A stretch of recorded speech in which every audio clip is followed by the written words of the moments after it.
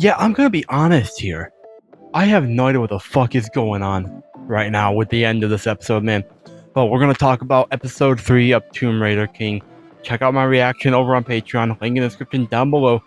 Anyways, my name is Mark. Like and subscribe, the notification bell, engage with the video, do all that good jazz so I know people actually care and want to see more of this. But yeah. So let's talk about the episode. So this episode, it starts out well. Basically, the majority of the episode is going through the tomb that appeared. First, the tomb is the tomb of Murder Masa, and pretty cool. Special sword, all that. Abe, the guy from the JSDF, the Japanese guy, he is like he's a bad guy, probably, kind of. He pushed a bunch of people into a pit because he sacrificed a bunch of people. And a bridge appears. Now, at the same time, our main character, he's on a clock because the longer he stays, the more that a relic poison can infect him. And we got to see that in action, like fully, by seeing a high school girl get like possessed and try to kill people, and like just the animation alone was like dope, and this episode looked phenomenal. Like, I'd say it even looked better than the last episode. Maybe, kind of. It's a tough one, actually, because all these episodes so far have looked great. But, like, the fight this episode looked great. The animation, just everything looked good, bro. And, of course, I did watch the Korean dub, because it takes place in Korea. The main character, all the characters, actually, most of them are Korean, so, like, the whole thing, yeah. Anyways. Moving on from that, end of the tomb excavation, our main character, he grabs Muramasa. Muramasa is like, yo, give me the blood of 10 humans or you're not leaving here alive. Bro's like, nah. And he dominates him instead. And so everything works out in the end. And everybody leaves successfully. The people that Abe pushed into the tomb, into the pit, they survived. They kicked his ass a little bit. Then they left. And main character, he left Abe behind. And Abe's like, yo, what the fuck, man? Let me save me too. But then main character's like, nah.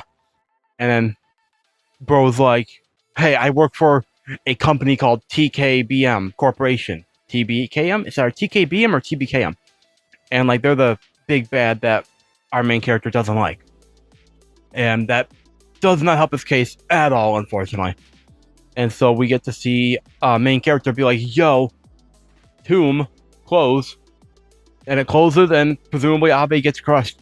And I'm surprised they killed him off. I gotta be honest here. I presumably killed him off. He could still be alive. But I doubt it, honestly, at this point. But I'm surprised that they killed him off so early, because he seemed like someone who would stick around for maybe like 5 or 6 more episodes. But at the same time, there's only 8 or 9 episodes for this season, right? It's 8 or 9 episodes, maybe 11. It's our 8, 9, or 11, I'm pretty sure. Anyways, bro escapes, and meanwhile, after all that's said and done, Japan and the JSDF, they're under fire in the media, because word got out that the guy from the JSDF, Abe, pushed them all and tried to kill them. And so like they're like having a meeting in Japan with like the JSDF, and they're having a bad day, man. And the guy in charge of the excavation team, Morty, he's having a bad day as well. And like they're plotting to kill the main guy again. They're gonna fail, of course. But after that, we get to learn that the reward, because he got a reward as well for after he did everything, he became a full-scale Tomb Raider by unlocking all the 4 skills. Afterwards, he's in the bathroom. His reward is a pill. He swallows it, well, chews it up and swallows it. Do you think he had to chew it, or could he just like swallow it whole and like it probably wouldn't be as bitter? I'm just real question here. Why didn't you just swallow it? Like take it like with a sip of water or something. Anyways, it gives him tolerance to relic poison, which, fair enough. At least it happened afterward. I was glad originally that they didn't make him immune immediately, and I'm still glad. But at the same time, I kind of wish they didn't. But at the same time, I know this is like a power fantasy. Of course, it's gonna be like, yeah, I'm not surprised. Anyways, the rest of the episode is all about the Book of Prophecies, and we learn that the Book of Prophecies is currently being held by a high school girl named Sasaki, and she is how do I put this? She can't read the book really, and so I'm not sure why the book chose her. But the government approached her. Of course they did, and like being the government, they'll do whatever they have to use the power of the book. And so eventually, someone more compatible with the book would show up, and they would kill her in order for them to take the book. But this is in the future, in our main character's future, not currently. And basically, bro ends up traveling to Japan, and he's sitting at a restaurant having sushi. Fair enough, man. Bro's just gonna travel the world at this point. I mean, hey, I'm fine with that. I don't care. I like sushi. I want to try sushi, man. Sushi looks good. I like the idea of sushi. I like the look of sushi. I've never had sushi, like genuine, authentic sushi. I want to try some, man. Anyways, I'm getting off topic here, bro. But the reason he's there is because he threatened her.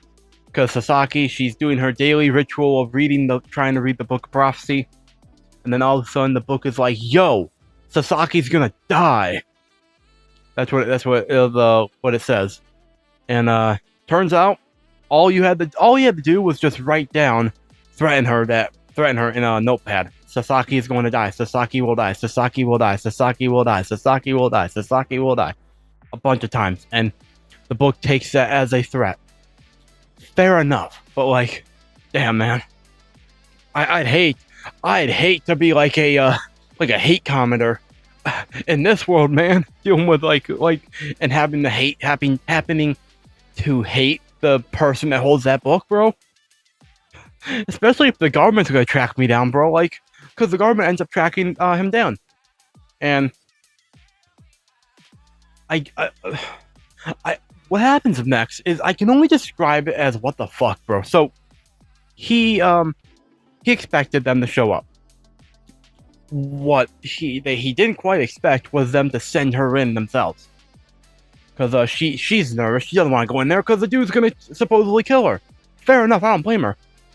But they send her in because if she can make eye contact with him, then the book can fully track them. And I track him. I mean, fair enough. But why don't they just kill him? Like, there's a government. Let's be completely 100% here. A government could just kill him, and no one would bat an eye, realistically. But obviously, for the sake of the story and probably political reasons in this world, they probably can't. But at the same time, that would solve all their problems. But they send her in, and unfortunately for her, she falls in love at first sight, and unfortunately for him, she falls in love at first sight.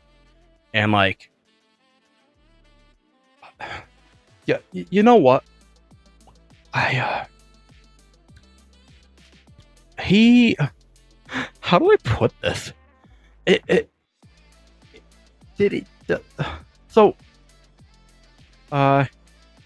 They go in. They want to go in, the JSDF guys that are with her. But she locks them out.